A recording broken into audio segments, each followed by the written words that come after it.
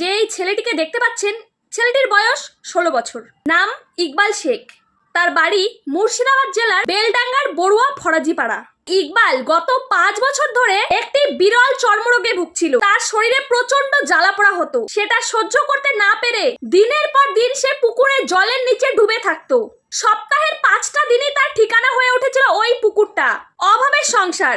পরিবার তাকে ডক্টর দেখিয়েছিল, কিন্তু উন্নত চিকিৎসা করার মতন সামর্থ্য তার পরিবারের ছিল না। তার চিকিৎসার জন্য প্রয়োজন প্রচুর অর্থ, আর এই অর্থ জোগাড় করা তার পরিবারের পক্ষে অসম্ভব ছিল। ইকবাল পুকুরেই থাকতো, আর এই পুকুরে গ্রামবাসীরা তাকে যা খাবার দিত সে তাই খেত।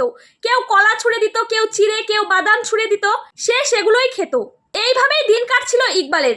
দীর্ঘদিন ধরে জলে থাকার কারণে তার শরীরেও সংক্রমণের মতো সমস্যা তৈরি হয়েছে। জলের থেকে বাইরে বেরোলেই নাকি শুরু হতো অসহ্য জ্বালাপোড়া। তাই শরীরকে একটু ঠান্ডা রাখার জন্যই বাধ্য হয়ে সে দিনের পর দিন পুকুরে ডুবে থাকতো। একদিন ইকবালের এই অসহায় জীবনের ভিডিও সোশ্যাল মিডিয়াতে ভাইরাল হয়, আর সেই ভিডিও পৌঁছে যায় মুকেশ আম্বানির ছেলে অনন্ত আম্বানির কাছে। এরপর তার মেডিকেল টিম ইকবালের চিকিৎসার দায়িত্ব নেয়। প্রাথমিক চিকিৎসার পর তাকে বিমানে করে মুম্বাইয়ে নিয়ে যাওয়া হয়। বর্তমানে সেখানকার সবথেকে বড় হাসপাতালে তার চিকিৎসা হচ্ছে। সেখানকার বড় বড় ডক্টররা তাকে চিকিৎসা করছেন। সত্যিকারের বড় হওয়া শুধু অর্থ বা বিলাসিতা নয়, মানুষের বিপদে সবসময় পাশে দাঁড়ানোর মধ্যেই আসল মনুষ্যত্ব লুকিয়ে আছে। অনন্ত আম্বানির এই উদ্যোগ সত্যিই প্রশংসনীয়। একজন অসহায় দরিদ্র মানুষের পাশে দাঁড়িয়ে তার জীবন বদলে দেওয়ার প্রচেষ্টা, এর থেকে বড় মানবিকতা আর কি হতে পারে।